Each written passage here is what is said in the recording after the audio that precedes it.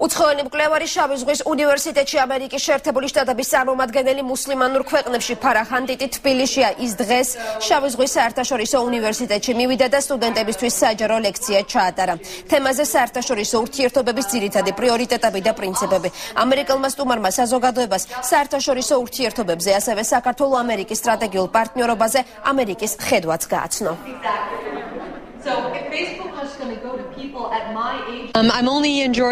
საქართველოში მოკლე ხნით მიმყოფები შავი ზღვის საერთაშორისო უნივერსიტეტში დღეს გადმომცემენ დოქტორის ხარისხს სახელმწიფო დეპარტამენტში გაწეული საქმიანობისთვის. ძალიან მოხარული ვარ, რომ აქ ვარ.